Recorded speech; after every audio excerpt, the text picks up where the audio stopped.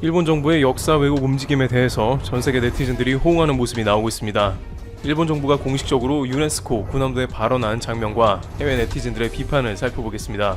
또한 일본의 유네스코 군함도를 등재 취소하려고 정부에서 유네스코에 취소 신청서를 낸다는데 과연 군함도 유네스코 등재 취소가 가능한지에 대해서도 살펴보도록 하겠습니다. 모든 요건상 등재 취소가 가능해야 하지만 현실은 그렇지 않을 수도 있다는 이유도 알아보겠습니다. 우선 일본 정부는 그간 예상한 바와 같이 군함도 유네스코 관련 다소 뻔뻔한 모습을 보이고 있다고 합니다. 일본 정부는 한국이 군함도 등 일본 근대산업시설의 세계유산 등재 취소를 요구하는 서한을 유네스코에 발송할 방침인 것과 관련 자신들은 강제징용 희생자를 기린다는 약속을 이행했다고 또 억지를 부렸습니다. 일본 정부 대변인인 스가 요시히데 관방장관은 22일 오전 정례 기자회견에서 한국의 방침에 대한 일본의 대응을 묻자 하나하나의 논평을 삼가겠다면서도 이같이 말했습니다. 스가 장관은 우리나라는 지금까지 세계유산위원회의 결의와 권고 이런 것을 진지하게 받아들여 우리나라 정부가 약속한 조치를 포함해 이런 것들을 성실히 이행해 오고 있으며 계속 적절히 대응해 나가겠다고 밝혔습니다. 애매한 말로 핑계를 대면서 실제로는 일본이 군함도를 미화하고 있는 걸 그냥 넘어가는데 무슨 소리인지 알 수 없는 화법인데요. 그는 한국 측으로부터 등재 취소를 요구하는 내용의 통보가 있었느냐는 질문에는 현 시점까지 말씀하신 것과 같은 통보는 일본 정부에 대해서는 행해진 사실이 없다고 답변했습니다. 한국 정부는 일제 강제 징용 현장인 군함도를 포함한 일본 근대산업시설의 세계유산 등재 취소를 요구하는 박양우 문화체육관광부 장관 명의 서한을 이달 안으로 유네스코에 발송할 방침인 것으로 전날 전해졌습니다. 지난 15일 일반에 공개된 도쿄 소재 산업유산정보센터 내 전시물이 세계유산 등재 당시 일본의 약속과 달리 강제동원 피해를 부정하고 자신들의 근대산업화를 미화하고 있는 것에 대한 대응 조치입니다. 이러한 것은 세계적으로도 아예 없는 케이스인데요. 대놓고 역사 조작을 해버린 것이기 때문입니다. 역사 조작도 자체적이고 국내에서 진행한 게 아니고 세계유산이라는 유네스코를 통해 이루어진 건 찾기가 어렵습니다. 구체적으로 일본 당국이 한 약속을 살펴보자면 2015년 7월 사토군이 주 유네스코 일본 대사는 메이지시대 산업시설의 일부에선 한국인과 여타 국민이 본인의 의사에 반하게 동원돼 가혹한 조건에서 강제로 노역했다고 인정하면서 희생자들을 기리는 정복센터를 설치하겠다고 약속했습니다만 이를 어긴 거죠. 유네스코는 2018년부터 투명한 시스템으로 모든 나라가 인정하는 세계유산을 등재하기 위해 노력하겠다고 했으나 일본은 앞에서는 약속한 다음에 막상 전시관을 자신들의 의도대로 왜곡해서 꾸민 것은 전 세계를 농락한 것입니다. 이와 같은 움직임을 이미 예상한 사이버 외교 사절단 반크는 포스터를 제작해 전 세계에 배포합니다. 이것을 보고 해외 네티즌들은 적극 반응했다고 하는데요. 한 필리핀 네티즌은 일본 정부는 하시마 군함도에 관한 모든 정보를 공개해 유엔이 교육적, 역사적으로 올바른 정보를 후대에 전달할 수 있도록 해야 합니다 라고 SNS에서 배포한 영문 포스터에 댓글을 올렸습니다. 포스터는 아베 신조 일본 총리를 거짓말을 반복하는 피노키오에 비유했습니다. 아베 총리는 피노키오, 거짓말을 숨길 수 없습니다. 진실은 드러납니다 라는 글이 적힌 포스터에는 배포 5일 만인 23일 현재 필리핀 네티즌을 포함해 2만 5천여 명이 좋아요를 누르며 호응하고 있습니다. 이들은 인도네시아, 인도, 필리핀, 말레이시아, 홍콩 등의 해외 네티즌들입니다. 한 독일인 네티즌은 왜 일본 정부가 아직도 사과하지 않고 강제징용을 인정하지 않는지 이해를 할 수가 없다. 유네스코가 뭔가를 할 수 있기를 바라며 저도 국제청원에 참여했다고 말했습니다. 포스터에는 일본 정부의 거짓말 행태를 전세계 204개 유네스코 회원국에 고발하는 국제청원 주소가 링크되어 있습니다. 일본인 네티즌도 이 청원을 호응하는 의견을 남기도 했습니다. 그는 가해국인 일본은 학교에서도 침략의 긴 역사를 배울 수 있게 해야 하고 감옥으로 불리던 군함도를 찾는 외국 여행객들도 그곳에서 발생한 심한 인권 침해를 알도록 해야 한다며 그게 싫다면 유네스코의 유산 등재를 철회해야 한다고 주장했습니다. 방크는 각국 네티즌의 호응에 힘입어 인도네시아어, 이탈리아어, 프랑스어, 베트남어, 독일어, 네덜란드어, 중국어 등 7개 언어로 포스터를 추가로 제작, 현재 SNS로 확산하고 있다고 전해집니다. 그런데 이러한 한국의 노력이 과연 유네스코에서 통할 것인가? 일본 문화유산 취소가 될 것인가? 이에 대해서 사실상 많은 이들은 회의적이라고 봅니다. 일본의 유네스코의 분담금과 압박 때문이라고 하는데요. 일본 정부는 유네스코 분담금을 미뤄오다가 한국이 위안부 관련 내용을 등재하려고 하자 위안부 분담금을 유네스코에 냈고 그 이후에 한국의 위안부는 유네스코 등재가 저지됐습니다. 일본 정부는 과거 중국에서 난징 문제로 유네스코의 등재를 완료하면서 한국의 위안부를 적극 막은 것입니다. 당시 일본 정부는 난징 기록물이 유네스코에 등재되자 분담금을 안 내겠다며 압박을 심하게 가하고 있다가 한국이 위안부 문제를 등재하려는 움직임이 나오자 분담금을 다시 내기 시작하며 영향력을 행사했습니다.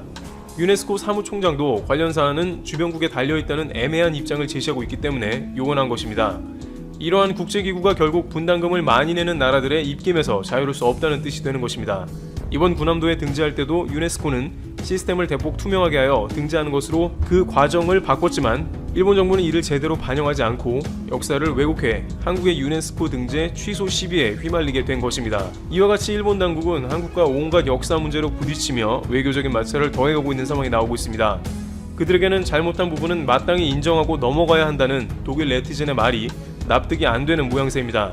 사이버 외교 사절단 반크 등이 열심히 활약하는 가운데 일본의 역사 왜곡 사실이 퇴출될지 이슈가 주목됩니다. 지난 2일에는 독도에서 훈련을 한 소식이 알려지자 일본은 크게 반발하고 있습니다. 일본에서는 한국에 추가 보복을 검토하고 있다고 했는데 지난 5일 김어준의 뉴스공장에 나온 호사카 유지 교수는 일본에서 떠도는 10가지 중 9가지가 공개되었다고 했습니다.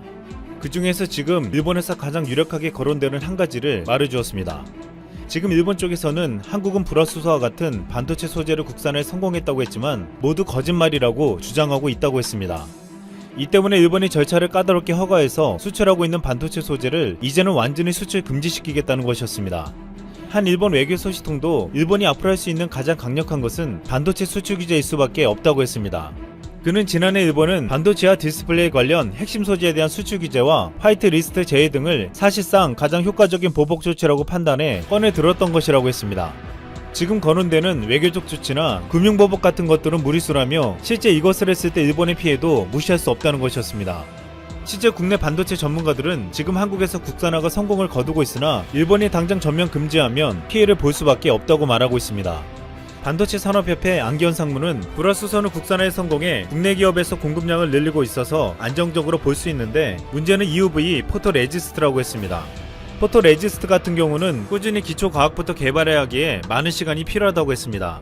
하지만 우리도 당장 일본의 공급이 제한될 수 있는 상황에서 시간을 두고 무작정 개발할 수만은 없었습니다. 이 때문에 한국은 미국의 화학 소재 기업 듀폰과 손을 잡았습니다. 미국에서 EUV 포토레지스트를 생산하는 듀폰이 한국의 생산 공장을 짓기로 한 것입니다. 그동안 EUV용 포토레지스트는 일본에 90% 이상 의존해왔지만 이제 듀폰을 새로운 대안으로 삼겠다는 것이었습니다. 듀폰은 EUV 포토레지스트 기술을 아직 공정에 투입할 정도가 되지 못했지만 앞으로 한국 시장에서 관련 기술을 빠르게 끌어올리겠다고 했습니다. 당장 일본이 EUV 포토레지스트를 수출 금지하면 한국이 타격을 입겠지만 장기적으로 이를 준비해 나가겠다는 것이었습니다. 그리고 만약 일본 정부가 당장 수출 금지해도 한국이 전혀 공급을 받지 못하는 것은 아닙니다.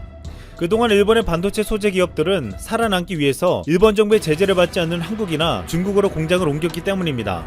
반도체 포토레지스트를 생산하는 도쿄오카 공업은 인천에 공장을 세워 한국 기업에 납품하며 한국에서 포토레지스트를 생산하고 있습니다. 또한 불화수소를 수출하는 모리타화학은 중국 공장에서 증산한 후 한국에 수출하고 있습니다.